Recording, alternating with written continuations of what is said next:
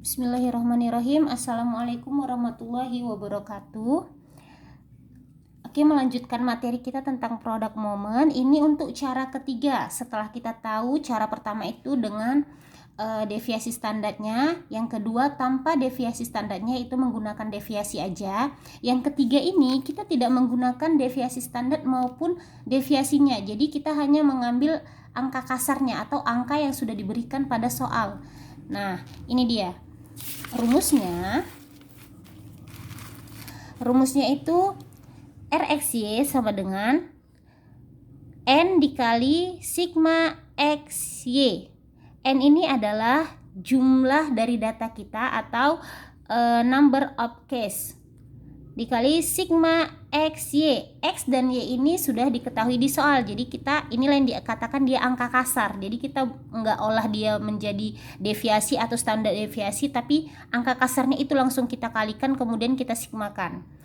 Dikurang sigma X dikali sigma Y per akar dari N dikali sigma X kuadrat dikurang sigma X kuadrat dikali N kali X sigma Y kuadrat dikurang sigma Y kuadrat. Nah, dari rumus ini sudah terlihat bahwasanya semua yang digunakan di rumus ini yaitu angka kasar, yaitu yang memang ada dalam soal. Kan kalau dari soal itu kita yang dapat seperti ini.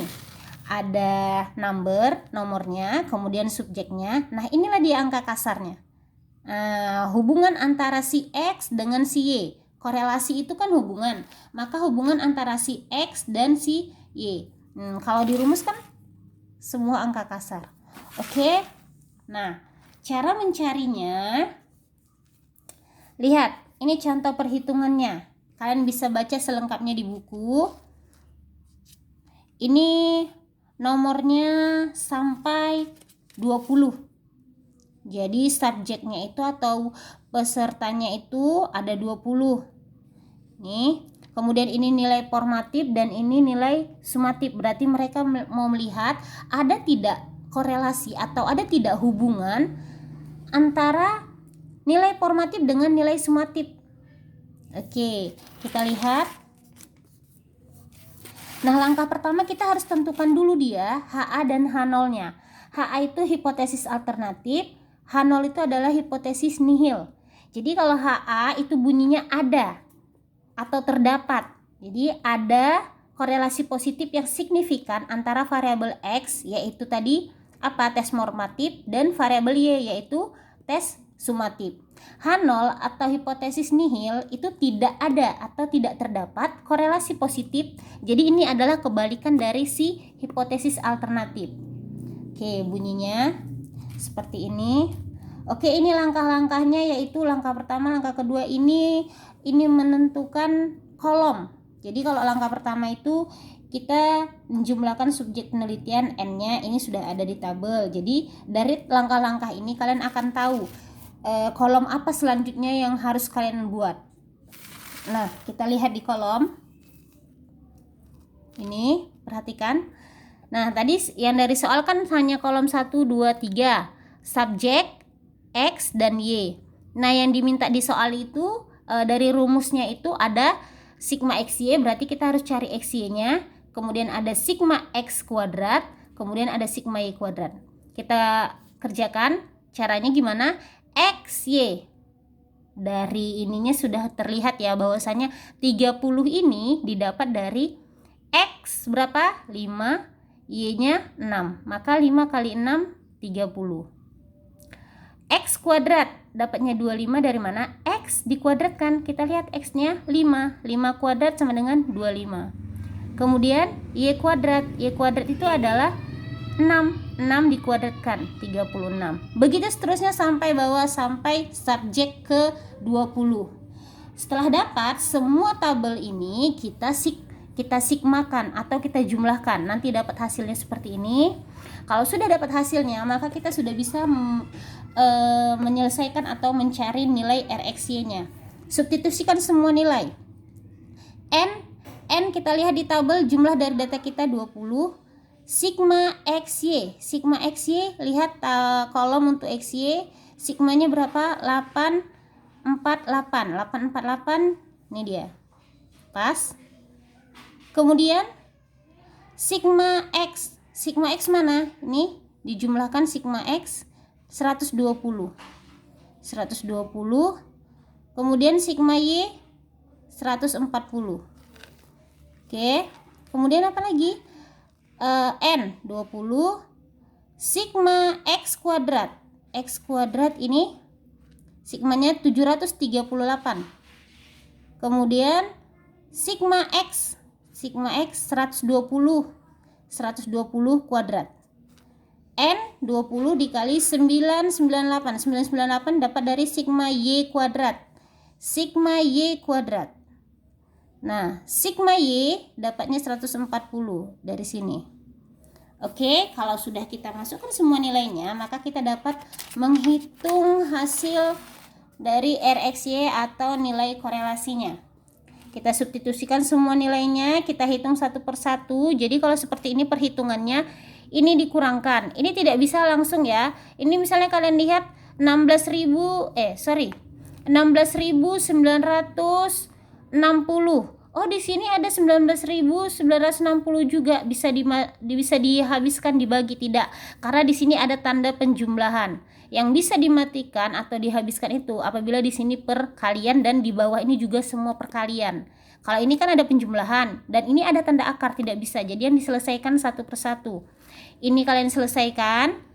Ini kalian selesaikan, dapat seperti ini. Yang di dalam tanda akar ini kalian kalikan hingga mendapat hasil akarnya 360, baru bisa dibagikan. Oke, dapat hasilnya 0,444. Nah, ini nilai kita. Bagaimana caranya? Apakah sudah selesai? Belum, kita harus memberikan interpretasi atau mengambil kesimpulan dari nilai korelasi yang kita dapatkan. 0,444, inilah nilai kita. Jadi kan kalau masih ingat kalian cara yang sebelumnya yang minggu lalu sudah saya jelaskan. Caranya itu ada dua. Yang pertama itu secara kasar. Secara kasar lihat angka 0,444 ini tidak memiliki nilai positif atau negatif. Oke, saya ulangi. Maaf, terkendala sebentar.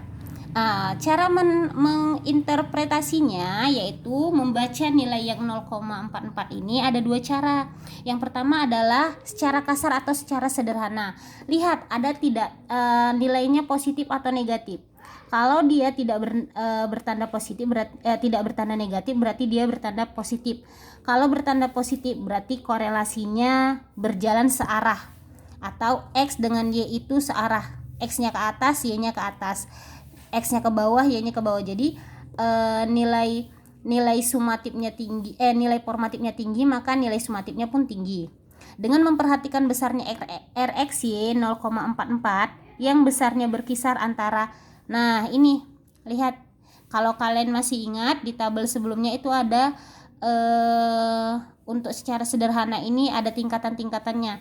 Nah, 0,44 ini kan berada di antara 0,4 sampai 0,7.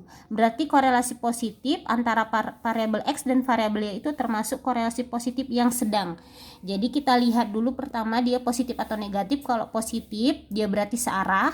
Kemudian kita lihat dia di rentang berapa. Di rentang 0,4 sampai 0,7 ini adalah sedang. Berarti korelasi positif yang sedang. Yang kedua, interpretasinya itu adalah dengan melihat tabel R. Masih ingat tabel R? Tabel R di sini. Nah, di halaman 401 masih ingat tabel R. Nah, ada DF. Kalau masih ingat, DF itu adalah degree of freedom. Degree of freedom itu cara nyarinya bagaimana? Jumlah dari sampel kita 20 dikurang dengan jumlah variabel kita. Variabel kita ada 2, X dan Y. Maka hasilnya 20 dikurang 2, 18. Di sini 18. Kita di sini ada menggunakan 5% dan 1%. Biasa di dunia pendidikan menggunakan yang 5%, 0,44. Kalau yang 1% nih 0,561. Maka kita bandingkan. Kita bandingkan nilai kita, nilai RxY kita 0,444. Mana yang lebih besar? Nah, kalau dia untuk yang 5%, yang 5% itu besarnya sama. Kalau yang dia 1%, dia nilai kita, R tabel kita itu lebih kecil daripada R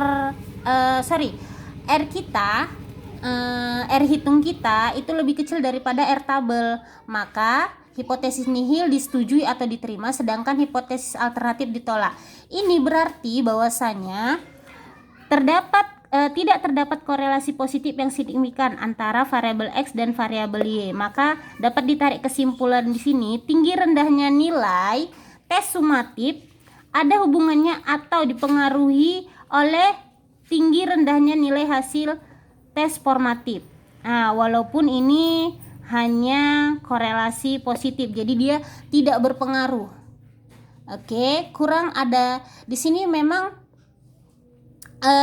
ada hubungannya tapi tidak terlalu berpengaruh karena dia nilainya hanya sedikit rendah. Oke, terima kasih. Kalau ada pertanyaan silakan dibuat di kolom komentar. Terima kasih. Assalamualaikum warahmatullahi wabarakatuh.